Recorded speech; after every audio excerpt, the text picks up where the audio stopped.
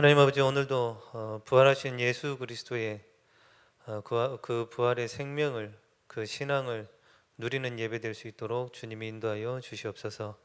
살아계신 예수 그리스도의 이름으로 기도드리옵나이다. 아멘. 사도행전 17장 1절에서 9절 말씀입니다.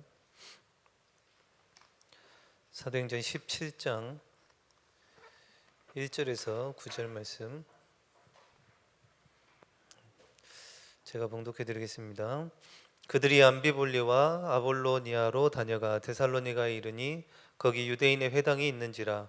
바울이 자기의 관례대로 그들에게로 들어가서 새 안식일에 성경을 가지고 강론하며 뜻을 풀어 그리스도가 해를 받고 죽은 자 가운데서 다시 살아나야 할 것을 증언하고 이르되 내가 너희에게 전하는 이 예수가 곧 그리스도라 하니 그 중에 어떤 사람 곧 경건한 헬라인의 큰 무리와 적지 않은 귀부인도 권함을 받고 바울과 실라를 따르나 그러나 유대인들은 시기하여 저자의 어떤 불량한 사람들을 데리고 떼를 지어 성을 소동하게 하여 야손의 집에 침입하여 그들을 백성에게 끌어내려고 찾았으나 발견하지 못하매 야손과 몇 형제들을 끌고 읍장들 앞에 가서 소리질러 이르되 천하를 어지럽게 하던 이 사람들이 여기도 이르매 야손이 그들을 맞아 들였도다. 이 사람들이 다 가이사의 명을 거역하여 말하되 다른 임금 곧 예수라 하는 이가 있다 하더이다 하니 무리와 읍장들이 이 말을 듣고 소동하여 야손과 그 나머지 사람들에게 보석금을 받고 놓아주니라. 아멘. 최근에 목사님 계속 우리가 인터넷으로 예배를 드리는 중에 어려움 가운데 중에 자체 예배나 1부 때나 2부 때나 저는 이제 말씀을 들으면서 동일하게 나오는 단어들을 이렇게 찾을 수가 있었습니다. 그게 이제 말씀의 흐름이겠죠. 지난주에는 자체 예배 때 근본, 기본, 절대라는 말씀을 주셨고 2부 때 같은 근본, 기본, 기초라는 말씀을 주셨습니다. 근본은 예수가 그리스도 되심을 체험하는 것, 그거를 근본으로 말씀하셨을 때 우리의 영적인 상태가 어떻게 돼 있느냐에 따라서 예수가 그리스도 되심을 체험하는 근본 미션을 확인하게 되고, 기본은 강단과 본부 말씀을 따라서 인도함 받고 거기서 응답받는 것, 그게 우리의 자세라고 했습니다. 그리고 절대는 하나님이 준비해 놓으신 절대문, 절대 제자, 절대 시스템을 찾는 것, 그게 우리의 실력이 돼야 되겠죠.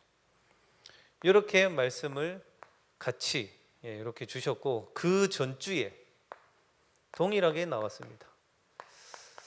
아무래도 그때는 많이 그 전주와 그 전주에도, 그러니까 한 3주 4주 전이겠죠. 나라 전체적으로 힘들었던 그 시기에 동일하게 주셨던 말씀이 하나님의 뜻과 계획이 무엇인지 찾아라. 너무나도 힘든 상황인데 거기서 하나님의 뜻과 계획을 찾으라고 자체 예배 때도 1부 2부 때 계속 같은 말씀을 주셨습니다. 그리고 그 전주에는 또 무슨 말씀을 주셨느냐, 동일한 단어가 나옵니다. 방향이다. 아마 이때 우리 업을 하셨던 분들 엄청 힘들었을 때거든요. 그리고 영적 싸움 해야 된다. 당장은 너무나도 육신적으로 힘든데 올바른 방향과 영적 싸움을 해야 된다고 동일하게 자체 예배 때 1부 2부 때 이렇게 말씀을 주셨어요. 그러면서 뭐라고 하셨냐면 우리는 고센 땅의 축복을 누려야 된다 이렇게 말씀을 하셨고, 그때 이 말씀을 자체 예배 때 주셨을 때 1부 때 유목사님이 뭐라고 하셨냐면 하나님이 준비하신 특별 경제가 따로 있다 이렇게 말씀을 하셨어요. 만나와 메추라기 제목을 주시면서 이 말은 말씀의 흐름 속에서 동일하게 하나님이 중요한 말씀들을 우리에게 지금도 주고 계신다라는 거예요. 저도 이때 동일한 응답을 받고 계속 이렇게 받아가고 있거든요. 그러면 지난주에는 요번 주에는 어떤 동일한 단어가 있었느냐? 확인해라 그랬습니다. 확인해라. 부활의 능력, 그 부활 신앙, 거기에 대한 우리 믿음 확인하라고 하셨습니다. 확인하고 계십니까? 첫째, 부활의 복음이 현장으로 가는 것. 실제로 이게 우리의 부활의 신앙을 누리고 그 안에서 우리가 새롭게 해야 될 부분들이 많이 있는데 확인하라는 겁니다. 부활하셨다라는 것은 사망 권세, 지옥 사단의 권세를 이기셨다라는 거잖아요. 그 사실을 실제로 우리가 누리는 신앙생활을 하라고 하셨는데 그걸 확인하라는 겁니다. 예전에 제가 저희 집안에는 그런 게 있습니다. 이것도 어두움이겠죠. 두려움이라는 게 있어요. 가문에 대대로 내려와요. 남자 가문에. 그래서 혼자 잠을 잘 못 잡니다. 누군가가 옆에 있어야 돼요. 근데 이게 어디서부터 시작이 됐는지도 모르게 그냥 무서운 거예요. 두렵고. 어디 가지를 못해요. 어두운 곳에는. 잠도 혼자 못 자고. 이게 이제 복음을 듣고 나서, 복음을 알고 나서 한번 해봐야 되겠다라는 생각이 들었어요. 뭔 생각이 들었냐면, 왜 이 밑도 끝도 없이 오는 이 두려움, 이거를 분명히 예수님이 어두움, 사망, 지옥 사단의 권세를 깨트리셨다고 하는데 나는 왜 이렇게 두려운가? 복음을 지금 받고 알아가는 중에.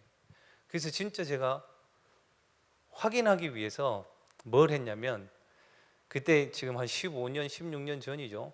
부산에 있었을 때 작은 교회지만 새벽 예배 5시 새벽 예배를 마치고 부산 초량동 그 산에 있는 절을 올라갔어요. 새벽 5시에서 새벽 5시 반에 이제 새벽 예배 마치니까 겨울에 깜깜하죠. 거기는 그 산을 올라가는 데는 가로등도 없고 아무것도 없어요. 입구에 먼저 절이 하나 있고 그 산 중턱쯤에 한 300m 올라가는가요? 올라가면 한 100년 된 또 절이 있어요. 저는 이제 그때 한참 이제 복음을 듣고 이제 깨달아가는 중에 메시지가 그때 많이 나왔어요. 예수 그리스도 이름의 권세와 사단의 권세 무너뜨리는 그 예수 그리스도 계속 듣고 있을 때라서 한번 확인해 봐야 되겠다 싶어 가지고 일부러 새벽 예배 마치고 올라갔어요. 처음 이제 새벽 예배 마치고 절을 딱 들어갔죠. 이 두려움을 좀 없애 보고자 올라갔어요. 절을 딱 들어가서 앉았는데 눈도 못 감았어요. 무서워 갖고. 일단 앞에 있는 그 부처라든지 분위기라든지 이런 거 눈도 못 감았어요. 그러다가 내려오고 이제 그 다음 날 또 올라갔어요. 그 다음 날 또 올라갔더니 그때는 누가 돌아가셨는지 딱 들어가니까 하얀 소복 입은 분들이 한 10분? 뭐 이제 스님이 막 목탁 치고 있고 막 돌고 있더라고요. 그것도 너무 무서워갖고 눈을 못 감겠어요. 그때 했습니다. 뭘 했냐면 예수 그리스도 이름의 능력과 그 권세가 어떤지 확인해 봐야 되겠다 싶었어요. 그래서 거기에 앉아가지고 기도했죠. 실제로 예수 그리스도 이름으로 나를 두렵게 하는 이 어두움의 존재 사단의 권세는 예수 그리스도 이름으로 떠나가라고 기도하고 그 중턱에 있는 100년 된 절까지 가가지고 당연히 아무도 없죠. 깜깜한데 거기 가서도 앉아가지고 실제로 기도해봤어요. 한 몇 달을 했던 것 같아요. 나중에 지나고 나서는 제가 제정신이었나 할 정도로 그 깜깜한 데로 혼자 올라가서 기도하고 내려왔으니까요. 근데 그때도 물론 주신 말씀을 가지고 올라갔지만 그때 제가 확인을 했어요. 뭘 확인을 했느냐? 두려움이 없어진 거에 대한 감사와 거기에 대한 확인이 아니라요. 예수 그리스도 그 이름의 능력과 권세를 확인한 걸 감사했어요. 두려움이 없어졌다, 있다, 없다 이게 아니라 실제로 우리가 예수 그리스도의 그 부활을 확인하셔야 돼요. 예수님이 사망 권세, 지옥 사단의 권세를 깨뜨리신 그 부활의 그 신앙, 그 새 생명 새롭게 된 것을 확인해야 됩니다. 그 예수 그리스도께서 지금도 우리와 항상 함께 하신다라는 사실. 이게 진짜로 확인되어지면 두려움이나 염려 걱정 없겠죠. 그죠? 그러면서 서론에 목사님이 뭐라고 하셨냐면 저도 요즘에 계속 그렇거든요. 동기도 많이 생기고 생각도 많아지고 자꾸 인본주의 나오려고 하고 그런 부분들이 많이 생겨지는데 서론에 목사님이 뭐라고 하셨냐면 기도보다 생각이 많지 않도록. 이런 거잖아요. 생각도 많이 하고 이렇게 해야 될까 저렇게 해야 될까 많은 생각들을 하는데 기도를 안 하더라고요. 실제로 그래요. 그러니까 자꾸 인본주의가 나요. 내가 하려고 하는 기도보다 생각이 더 많으니까. 이 메시지를 듣고 어떻게 했냐, 저는 그래, 동기 아니면 내 생각 그런 것들이 들어올 때마다 바로 기도로 연결시키자, 이렇게 말씀을 받았어요. 그러고 나니까 일단 먼저 평안함이 와요. 뭐 염려 걱정 그런 게 아니라 평안함이 와요. 그래서 우리도 그래야 되겠죠. 기도보다 우리의 생각보다는 그 모든 생각들을 기도로 연결시키는 거. 그리고 이 부활의 첫 증거, 감람산의 증거라고 했습니다. 138. 진짜 그리스도의 필요성, 그리고 하나님 나라의 절대 해답,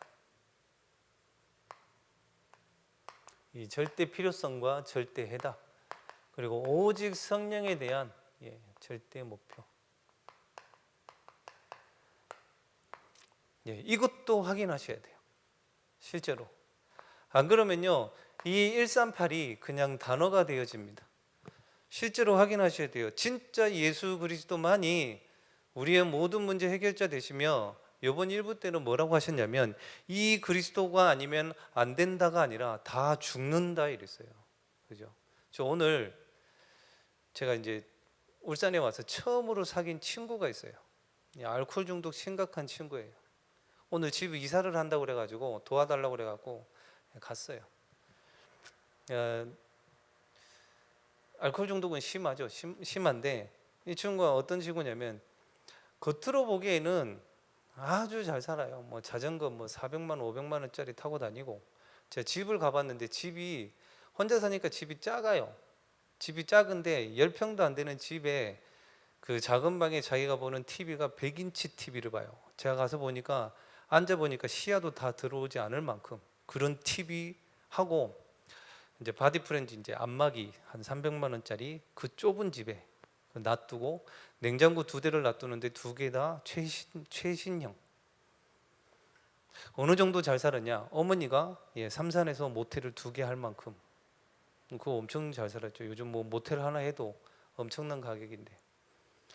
근데 물론 지금 이 어머니는 모텔은 하지 않습니다. 이제 다 무너지고, 경제적인 거 다 무너지고, 아버지는 예전에 삼산에서 소주방을 하시다가 위에서 약주를 드시고 내려오시다가 위에서 계단에서 굴러 떨어지셔가지고 구르셔가지고 목 다치셔가지고 그 자리에서 돌아가시고, 이제 이 친구의 형님은 울산에서 이제 어떤 공장에서 일을 하는데 큰 드럼통이 있었나 봐요. 엄청난 무게의 드럼통인데 그게 자기 쪽으로 이게 넘어져 가지고 이 하반신 마비가 돼 가지고 지금 이제 제주도에 누나 집에 있다고 하더라고요. 근데 나중에 알고 보니까 이 친구의 누님이 뭐 하시는 분이냐, 제주도에서 절을 엄청나게 크게 하시는 스님이에요. 현재도. 어느 정도 유명하냐, 일본에서 이 누님한테 와가지고 점을 치는데 뭐 한 번에 점 치는데 50만 원씩 이렇게 점을 보는 그 사진을 보니까 제자들도 엄청 실이 많이 있더라고요. 그러니까 그 누님이, 이 집안은 지금 망했는데 그 누님이 뭐 절을 하면서 받은 돈, 점치는 그런 돈을 다 이 친구에게 갖다 주는 거예요. 이 집에. 그러니까 집은 작은데 너무나도 잘 살아요. 근데 안 되는 거예요, 집안이. 이 어머니를 딱 만났더니 하는 말씀이, 이 어머니도 원래 어디 다녔냐면요, 우리 교회 앞에 있는 그 SGI 다녔거든요. 그렇게 열심히 기도했는데도 안 되더래요. 그러면서 저보고 그래요. 목사님, 돈이 한꺼번에 빠져나가는데 감당이 안 되더래요. 그러면서 이제 모텔 같은 거 다 날리고 지금 모텔 청소하고 계셔요. 그런데도 이제 이 친구는 계속 술 먹고 돌아다니는 이유가 뭐냐, 이 누님이 계속 돈을 보내주는 거예요. 오늘 가서 이제 이사한다고 도와줬더니 이제 술은 조금 줄인 것 같아요. 줄인 것 같고, 처음에 이렇게 다락방 할 때 이 친구도 여러 군데 많이 돌아다녔거든요. 뭐 시민교회도 갔다 태화교회도 갔다가 이랬었는데 복음을 딱 전하고 나서 다락방을 하는데 그렇게 얘기를 하더라고요. 어머니한테 얘기를 하면서 같이 들어보자 할 때에 뭐라고 했냐면 다르다라고 이렇게 얘기를 했어요. 근데 중간에 이제 저도 못 만나고 워낙 술을 먹고 새벽 2시, 3시, 4시 돼갖고 늘 전화를 하니까 제가 연락을 안 받았었는데 이제 제가 연락이 안 되니까 어떻게 전화번호를 알았는지 이제 우리 김명진 목사님께 전화하고 그러다가 이제 최근에 다시 제가 연락을 하게 됐거든요. 그런 겉으로 보여지는 그런 모습 말고 그 사람에게 진짜 이 그리스도가 필요한지 확인하셔야 됩니다. 우리가 먼저. 그래야 다른 사람들을 살릴 수가 있겠죠. 그 다음 부활의 두 번째 증거는 마가다락방입니다. 5가지 사도행전 2장 1절에서 47절 모든 사도행전 응답이 시작된 그 현장이 사도행전의 이 2장의 응답인데요. 제일 먼저 있었던 게 바로 성령의 역사입니다. 조심하셔야 될 부분이 뭐냐면 저도 마찬가지겠죠. 성령의 역사를 이루어 가는 데에 예를 들어 성령의 역사를 하나님이 이루어 가시는 데에 거기에 대해서 대적을 해버리면요 정말 무서운 일들이 생겨요. 이거는 율법이나 이렇게 말씀드리는 게 아니에요. 하나님의 일을 행해 가시는데 거기에 대적해버리면 성령의 역사를 가로막혀버리면 분명히 그 사람에게 문제 와요. 특히 전도자를 대적한다. 무서운 결과들을 저도 많이 봐왔고 저도 어렸을 때부터 신앙생활을 해왔기 때문에 그래서 마가다락방의 역사 진짜 하나님의 성령의 역사를 체험하기 위해서 전도자가 가는 길에 그 전도자가 주시는 말씀에 전도자는 목사만 말하는 건 아니잖아요. 그죠? 하나님의 일을 행해서 가는 그 성령의 역사 속에 대적하는 일은 없어야 돼요. 그래야 마가다락방의 역사가 일어나고 저도 물론 그런 부분들이 있어서 조심하고 있습니다. 그 감람산의 역사를 확인해야 체험이 일어나죠. 그래서 그 성령의 역사와 하나님의 역사를 체험하기 위해서는 성령의 역사하는 그 일 속에서 대적하는 사람이 되어지면 안 돼요. 그래야 성령의 역사를 체험하고 세 번째로 이거를 이 부활의 역사를 현장에서 증인으로 서야 되는 겁니다. 그래서 자세히 보라고 그랬습니다. 그러면 사단에게 잡혔다라는 것이 보여집니다. 근데 대부분 이제 육신적으로 보자니 자세히 봐야 당연한 것과 필연적인 것, 절대적인 게 보이게 됩니다. 자세히 봐야. 근데 우리는 여기서 많이 속잖아요. 오늘 사도행전 17장에도 보면 이 바울을 잡으러 와가지고 왔던 사람들이 왜 사도 바울을 잡으러 왔냐면 성경에는 이렇게 돼 있어요. 시기했다고 돼 있거든요. 근데 그거를 우리가 육신적으로 봐버리면 같이 싸우겠죠 막. 그래서 자세히 보라는 겁니다. 그래야 당연한 것, 필연적인 것, 절대적인 게 보여요. 그리고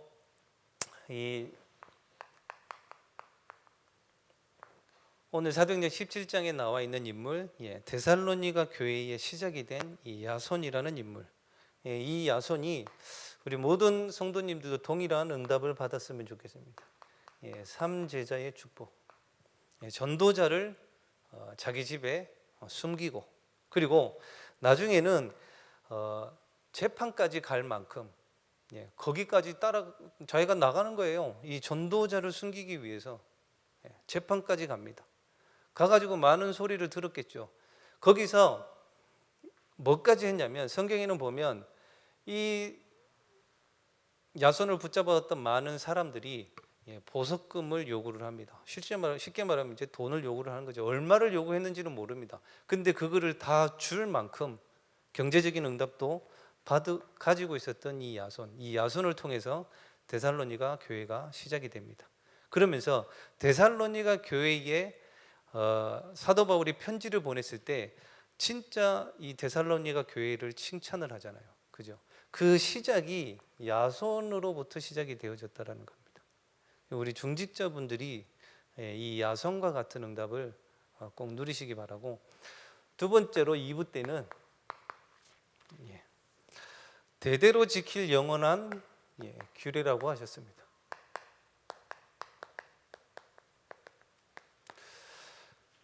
진짜 그런 것 같아요. 늘 하나님은 그런 것 같습니다. 진짜로 하려고 하면요, 진짜로 말씀도 주시고 진짜로 기도 제목도 주시고 진짜로 응답도 주시더라고요. 이번 주 2부 때 그러셨죠. 등불을 켜라. 저도 이제 이 코로나 사태 때문에 여러 가지 기도를 하다가 잘 됐다 해가지고 제가 제일 지금 집중적으로 하는 게 분석입니다. 우리 성도님들 알고, 그리고 우리 지역을 한번 다 돌아보자 이래가지고 분석을 하는데, 진짜로 하니까 하나님이 늘 말씀을 주셔요. 분석을 하면서 그냥 하느냐? 아니, 이번 주에도 언약 잡고 갑니다. 하나님, 내가 가는 곳에, 제가 가는 곳에, 제가 밟는 곳에, 그리고 연락하는 그 성도님들 현장에 등불을 켜게 해달라고 말씀을 주셔요, 분명히. 근데 제가 처음 이 분석을 했을 때가 언제냐면, 지금 캠프 때도 캠프 메시지 계속 듣고 계실 텐데, 캠프 메시지 하실 때도 목사님 늘 하시는 말씀이 지역 분석해라. 늘 하시는 말씀. 그래야 메시지도 달라지고 기도도 달라지고 한다고.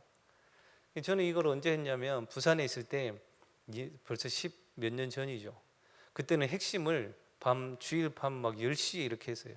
그러고 나서 제가 차량을 갑니다. 핵심 마치면 저 다대포, 부산의 다대포 거기까지 갔다가 또 완전 반대 해운대 갔다가 이제 부산 초량동으로 올 때가 보통 12시 정도 아니면 12시 반.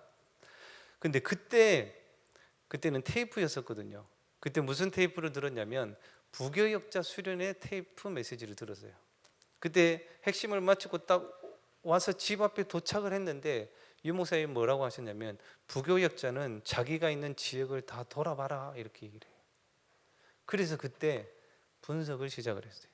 제가 사는 동네 부산 초량동 그 동구 쪽, 초량동 수정동 저 범일동까지 그 한 구를 도는데 딱 1년 걸리더라고요. 1년 걸렸을 때 제가 확인한 거예요. 첫 번째, 교회의 낙심자가 돌아왔습니다. 그 이유가 뭔지 아세요? 돌 때 제가 뭐 했을까요? 지역의 흑암을 꺾죠. 그냥 돌겠습니까? 그러니까 복음을 받았고 신앙생활을 했던 분들이 뭔가 속아가지고 뭔가에 붙잡혀가지고 신앙생활을 못하고 있는 거예요. 그때 확인되더라고요. 지역의 흑암이 무너지니까 지역의 낙심자들이 돌아와요. 두 번째가 뭐였느냐? 시스템이 세워지대. 그때 당시에 부산 그 동구에만 지교회가 없었어요. 지교회가 딱 세워지더라고요. 시스템이 세워진 거죠. 그러니까 분석을 하고 지역의 흑암을 꺾었을 때 그 지역에 필요한 시스템을 하나님이 세워주시는 거죠. 그리고 세 번째가 뭐였냐면 전환점이었어요. 그 1년 분석하고 나서 제가 울산으로 오게 됩니다. 그러면 우리 인생의 전환점이 될 수가 있고요, 내 사역의 전환점이 될 수가 있어요. 그렇죠? 우리 교육자분들이든 사역자분들이든 실제로 진짜 분석을 해보시면 내 인생과 내 사역에 전환점이 생겨요. 그 다음 것을 하게 되는 것을 알게 하신다라는 거예요. 그리고 이제 또 다른 부분들도 주시겠죠. 진짜로 한번 해보세요. 해보시면 달라요. 제가 그때 당시에 부산에 그 동구를 분석을 했었을 땐 제일 많았던 분들이 가난, 질병, 그리고 분석하는데 길가에 앉아있는 귀신 들린 사람들처럼 앉아있는 그런 분들, 팔 없는 분들 엄청나게 많았어요. 왜냐면요, 그 동구 초량 위에 그 충원탑 주변으로 산이 하나 있는데 그 산 하나에 큰 절이 24개가 있고요, 한 동에 점집이 110개씩 있었어요. 지금도 그거 옛날 싸이월드 거기에 사진 다 찍어가지고 올려놨거든요. 그게 어떻게 씁니까? 동네가 지금도 거기 연탄대예요. 할머니 혼자서 연세 많으셔가지고 누구 하나 돌아볼 사람도 없고, 그리고 질병 심하고, 근데 지금 북구를 분석을 해보니까 물론 절이 있기는 합니다만 달라요. 돌면서 달라요. 기도도 달라지고 보여지는 것도 달라요. 이쪽은 눈에 보이지 않는 우상이 더 많아요. 지식과 경제와 여러 가지 문화들과, 그러니까 기도도 달라지고 나중에 이제 그 기도가 달라지면 메시지도 다르게 나가겠죠. 당연히. 그래서 분석을 하는 거예요. 내가 맡은 지역이든 지교회든 기관이든, 내 가정 가문이든 내 업의 현장이든 해보면 다르게 나온다니까요. 분명히 진짜로 하면. 그리고 영원히 대대로 지킬 규례의 11조에 대해서 말씀을 하셨습니다. 이거는 확인해 보셔야 돼요. 직접 된다 안 된다 해야 되냐 말아야 되냐가 아니라 확인해 보셔야 돼요. 저도 해봤다니까요. 직장 생활할 때 진짜로 11조 했을 때 어떤 일이 일어나는지 저도 확인해 봤어요. 그래야 안 흔들릴 거 아니에요. 해야 되냐 말아야 되냐. 특히 지금 너무 힘들잖아요. 다들. 하나님이 원하시는 것은 확인이 되어지려면, 진짜 하나님이 원하시는 것을 확인하려면 내 모든 삶의 우선순위가 하나님이 원하시는 복음적인 것의 우선순위가 되어져야 정확한 확인이 되어집니다. 안 그러면요, 늘 세상에서 말하는 그런 것들로 확인되어져요. 그러니까 힘들수록 우선순위를 바로 해야 진짜가 나온다니까요. 11조도 마찬가지입니다. 저도 11조에 대한 영상들 몇 개 봤거든요. 말도 안 되는 소리예요. 근데 너무 듣기는 좋아요. 말도 안 되는 소리인데. 우리 모든 삶의 10분의 1을 해라. 분명히 이 11조는 그래요. 성경에 나와 있듯이, 말씀하시듯이 네 물질이 있는 곳에 네 마음이 있다, 이렇게 돼요. 근데 우리가 이 우선순위가 바로 되어지지 않으면 그거 늘 바뀝니다. 어떤 청년이 저한테 고백을 했어요. 목사님, 200만 원, 300만 원 벌었을 때 11조, 20만 원, 30만 원 하는 거는 그냥 되던데요, 500만 원, 600만 원 올라가니까 손이 떨리대요, 이래요. 청년 보고 얘기했어요. 지금부터 제대로 해놔라. 나중에 1억을 벌든 10억을 벌 때 너 어떨 것 같냐. 지금 해놔라. 바로 해놔야 돼요. 그리고 2부 때 말씀하셨죠. 말라기 3장 10절. 그것을 확인하고 시험할 때는 성전에 대해서 말씀하시면서 하신 거거든요. 나중에 말씀드리겠지만 우리의 모든 중심은 교회 중심이 되어져야 나머지 응답들을 확인하게 되는데, 특히 우리가 집중해야 되는 교회 중심 지금은 성전 건축이에요. 여기에 대한 11조 하셔야 됩니다.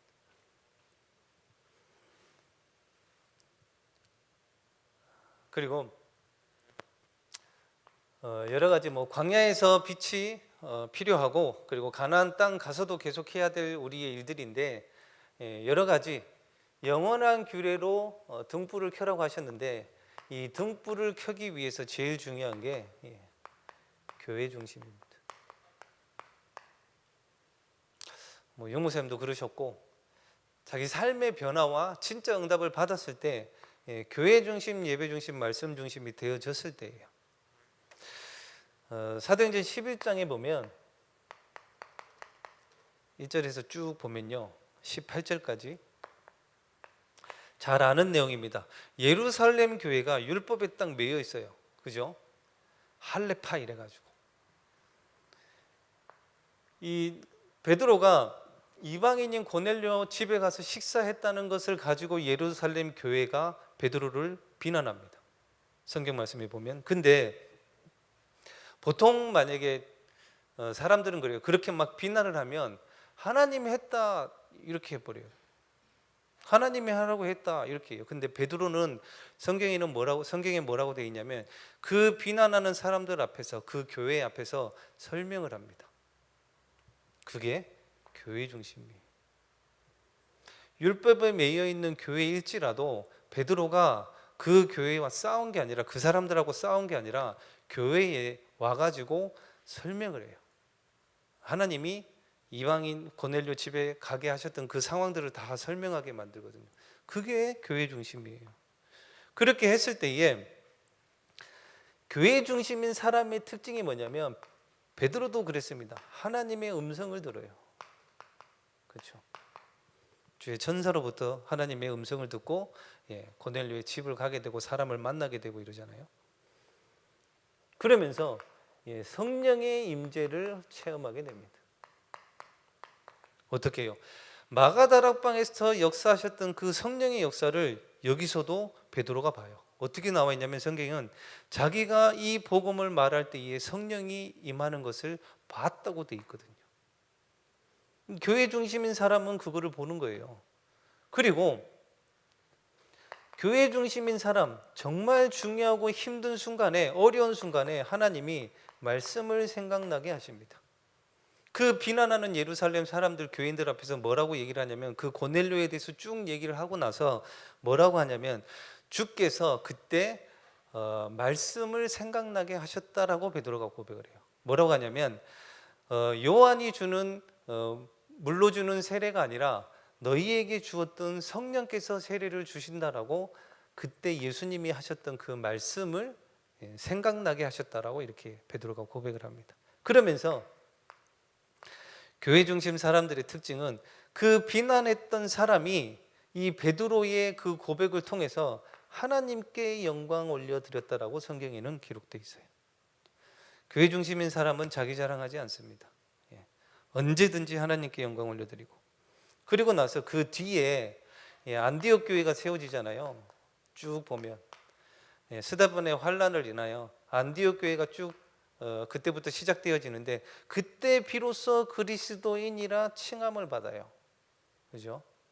근데 이때 당시에 그리스도인이라고 칭함을 받은 거는 뭔가 대단한 일을 했기 때문에 그리스도인이라고 칭한 게 아니라요, 조롱하는 말이었어요. 뭐였냐면, 왜 세상 방법대로 세상 풍조대로 살지 않고 순교를, 죽음을 선택하냐 하면서, 그래서 그리스도인이라고 조롱했던 단어였다니까요, 그때 당시에. 우리의 신앙의 중심, 삶의 중심, 그럴지라도 우리는 하나님 앞에서 사는 거고, 그리고 교회 중심으로 사는 겁니다. 그리고 우리 자체 예배 때 참된 신앙에 대해서 말씀을 하시죠.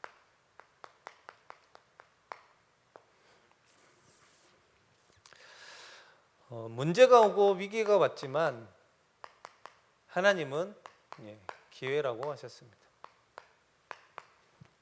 더 중요한 것은 우리가 생각하는 그 문제와 위기를 하나님은 뭔가 당장 응답하시기 이전에 먼저 하시는 게 있어요. 그게 뭐냐면, 제가 그 신학교를 부산에서 다닐 때 저희 신학교 학장님이 아주 똑똑하신 분이에요. 연세대 법대 나오신 분이거든요. 아주 똑똑하신 분이에요.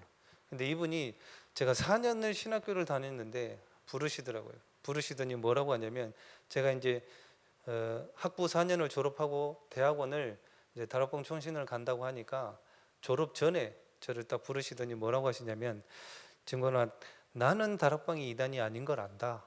근데 내 입장이 그렇다, 이렇게 말씀을 하시더라고요. 주변에 이제 이분이 노회장님이시기도 하고 학장님이시기도 하셔가지고, 다락방 이단이 아닌 거는 아는데 내 입장이 그렇다 그러시면서, 증거는 니한테 졸업장을 줄 수가 없다 이러시더라고요. 퇴학 처리가 돼버렸어요. 4년 공부 다 하고 졸업 한 달 앞두고. 이게 어떻게 할 수가 없잖아요. 안 된다는데. 하나님 앞에 기도했어요, 진짜로. 처음에는 원망이 생기더라고요. 하나님이 가라고 해서 여기까지 왔는데 왜 이런 일을 만들게 해주시냐고. 진짜로 한 달 동안 하나님 앞에 기도했는데, 그 문제가 해결됐느냐? 아니에요. 제 생각이 바뀌었어요. 어떻게 바뀌었느냐? 그럴지라도 하나님이 가라고 하시면 가겠습니다 해가지고 제 마음에 어떤 결정을 내렸느냐? 연구원을 가지 않고, 하나님 그러면 다락방 총신 1학년부터 다시 하겠습니다. 괜찮습니다. 믿음이 생기더라고요. 하나님의 방법은 그래요. 그 문제, 그 위기를 해결하기 전에 우리의 믿음부터 점검하시는 거예요.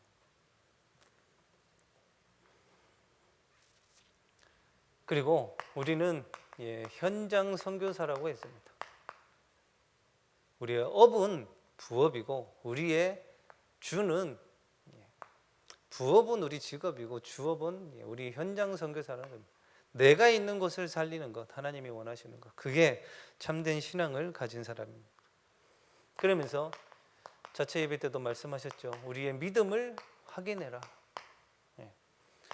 예수님께서 십자가에서 모든 문제를 해결하셨음을 거기서부터 시작을 하라고 하셨습니다. 근데 이 누가복음 11장에 보면 유대인들이 뭐라고 하냐면 예수님 보고 이걸 보여달라고 그래요. 표적을 보여달라고. 쉽게 말하면 눈에 보이는 어떤 응답을 보여달라 이거예요. 그때 예수님이 뭐라고 하시냐면 이 세대가 악한 세대라고 하시면서 요나의 표적밖에 보여줄 게 없다라고 이렇게 말씀하시죠. 지난주 부활주일인데 같은 말씀이죠. 그죠? 요나가 3일 동안 물고기 뱃속에 있다가 나오잖아요. 그것밖에 보여줄 게 없다. 뭐예요? 예수님께서 십자가 지시고 부활하신다라는 그 내용밖에 보여줄 게 없다라고 예수님께서 말씀하십니다. 그 말은 이렇게 됩니다. 참된 신앙은 뭐냐? 복음 하나로 다 되는 사람.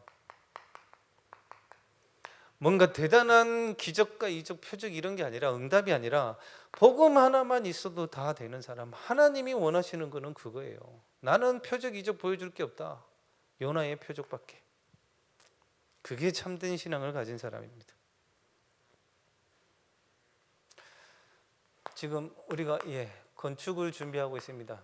다음 주 화요일 날 재심이 하는데요. 영적 싸움이라고 하셨습니다. 원네스 되어줘야 된다고 그랬어요. 하나님은 어떻게든 하시겠죠. 근데 이 원네스를 다른 말로 하면 이런 표현을 쓸게요. 집단 영성.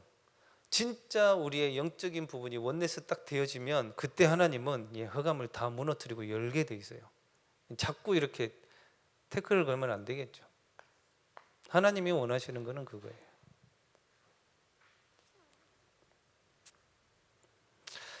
그러면서 복 있는 사람은 어떤 사람이다 이렇게 쭉 말씀을 주셨는데 결론에 나의 인생이 어디에 있는가?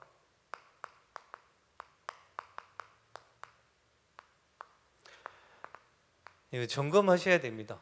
예를 들어서 11조 내 헌금, 내가 하나님 앞에 드리는 헌금 어디쯤에 와 있습니까? 쉽게 말하면 어느 정도 하실 수 있어요. 진짜 하나님이 교회에서 필요로 할 때, 하나님이 필요로 할 때 얼마든지 드릴 수 있는 사람인지 그렇지 않은지, 우리의 신앙도 마찬가지겠죠. 나의 인생은 어디에 있는가? 저도 이것도 곰곰이 생각을 해봤거든요. 올해 제가 처음으로 이제 북구 지교회당을 갔잖아요. 원단 메시지를 딱 들으려고 북구 지교회당 맨 앞자리에 딱 앉아 있는데 메시지 한참 듣다가 갑자기 들더라고요. 여기가 어디냐? 이런 생각. 내가 여기 왜 있지? 이런 생각. 실제로 그런 생각이 들더라고요. 내가 여기 왜 와 있는지, 여기서 내가 왜 원단 메시지를 듣고 있는지 순간 그런 생각이 들더라고요. 며칠 있다가 정리 싹 됐어요. 저의 평생의 언약은 마태복음 16장 18절입니다. 음부의 권세가 이기지 못하는 교회를 세우는 거예요. 이거를 이 천명을 언제 받았느냐? 아까 말씀드렸던 제 인생에 가장 힘들 때, 퇴학당했을 때, 그때 하나님 앞에 기도하는데 말씀을 주시더라고요. 네가 평생 해야 될 거, 음부의 권세가 이기지 못하는 교회를 세우는 거. 그리고 나서 마태복음 28장 20절 제자 찾아라. 사람 많이 모으려고 하지 말고 제자 찾아라. 그러기 위해서 필요한 게 성령 충만이다. 하나님이 주시는 힘. 그리고 그 힘으로 사도행전 2장 초대교회가 받았던 응답을 받는 것. 이렇게 하나님이 응답을 주시더라고요. 대단한 게 아니더라도 이렇게 주시더라고요. 그리고 나서 북구 지교회당을 가면서 주신 언약의 말씀이 사도행전 19장 21절이었어요. 자, 이 말씀을 왜 드리느냐? 저의 인생은 지금 여기까지 왔습니다. 이게 언약의 여정이. 북구지교회당을 왜 갔느냐? 예, 물론 하나님이 보내셨죠. 그거 말고요. 저의 언약의 여정 속에 이 시간표에 하나님이 보내셨다라는 확신이 있어요. 그래서 사도행전 19장에 나와 있는 그 응답을 위해서 달려갑니다. 여러분들의 인생은 어디에 있습니까? 예, 물론 이 여정이 중요하지만 더 중요한 것은 언약이 있냐는 거예요. 그러면 다음에 해야 될 건 뭐예요? 예, 요 속에서 응답을 누리고 확인하고 여기를 가야죠. 예, 로마에서도 증거해야 하리라. 실제로 로마 가서 증거해야 되겠죠. 그동안에는 여기에 집중을 해야죠, 저는. 그리고 나서 뭐예요? 예, 가이사 앞에 서리라. 이렇게 가는. 나의 인생, 우리 여러분들의 인생은 어디쯤에 계신지 예, 이거 확인하셔야 돼요. 그래야 다음 게 보여요. 안 그러면 응답이 왜 왔는지, 내가 왜 잘못했는지, 뭐가 힘든지 막 헷갈리게 된다니까요. 이 여정이 있으셔야 돼요. 어떤 여정? 여정은 어떻게든 갑니다. 언약의 여정이 있으셔야 돼요. 그래야 흔들리지 않습니다. 저는 사도행전 19장 21절 이 응답을 가지고 뭘 하려고 하느냐, 그 뒤에 나와 있어요. 지금 제가 북구 현장 분석을 하면서 아까도 말씀드렸듯이 눈에 보이지 않는 우상들이 있거든요. 지식과 경제와 문화 이런 것들 지금 조금씩 보면서 기도하고 있는데, 사도행전 19장 21절 사도 바울이 이 일이 있은 후에 로마도 보아야 하리라, 그 뒤에 무슨 사건이 일어나냐면 예, 경제 문제가 그 지역에 터집니다. 뭐가 터지냐면 아데미 신상을 만들어서 조그만 요거 조각 그 형상을 만들어 가지고 그걸 팔아 가지고 돈을 많이 벌고 풍성하게 살았는데, 사도 바울이 와 가지고 저게 우상이라고 잘못된 거라고 얘기를 하니까 자기네들에게 경제적 타격이 온 거예요. 그래 가지고 이 사도 바울을 막 비난을 하고 잡고 막 이러잖아요. 저는 이제 그 뒤에 기도 제목을 어떻게 잡냐, 하나님 북구 현장에 눈에 보이지 않는 아데미 우상을 무너뜨려 달라고 기도하는 거예요. 특히 북구 현장은 지역 경제적인 부분들이 더 많으니까. 이제 그렇게 기도 제목을 잡고 여정을 가셔야 내가 어디에 있는지를 알게 되는 거예요. 그래서 꼭 이거는 저의 언약의 여정이고 여러분들의 언약의 여정이 있으셔야 돼요. 그래야 내가 어디 있는지 알게 됩니다. 그거를 확인하셔야 돼요. 그래야지 흔들리지 않고 늘 우리 코로나 사태로 이렇게 해 오면서 목사님께서 늘 하셨던 말씀이 뭐였냐면 정체성이었거든요. 그거를 확인하셔야 돼요. 그래야 흔들리지 않고 그 다음 것을 보게 되고 증인으로 서게 됩니다. 우리 모든 성도님들이 특히 이 복음을 실제로 나의 현장에서 확인하시기 바라고, 다음 주 특별히 우리 건축 재심이 있습니다. 정말 집중해서 기도해 주시기 바라고, 그리고 병상 가운데 계신 많은 분들을 위해서도 기도하는 그런 기도의 시간 되셨으면 좋겠습니다. 기도하겠습니다. 하나님 아버지, 예수 그리스도께서 모든 죄와 저주, 재앙, 사단과 지옥의 권세를 이기시고 부활하신 그 부활의 신앙을 우리 모든 성도님들 날마다 우리의 현장에서 확인케 하여 주시옵시고, 특별히 복음 하나로 모든 것이 되어진다라는 것에 증인되어지는 우리 모든 성도님들 되게 하시며, 특별히 주신 하나님의 언약의 말씀 속에서 언약의 여정을 갈 수 있는 우리 모든 성도님들 될 수 있도록, 그리고 교회 중심 되어질 수 있도록 주님이 축복하여 주시옵소서. 살아계신 예수 그리스도 이름으로 기도드리옵나이다. 아멘.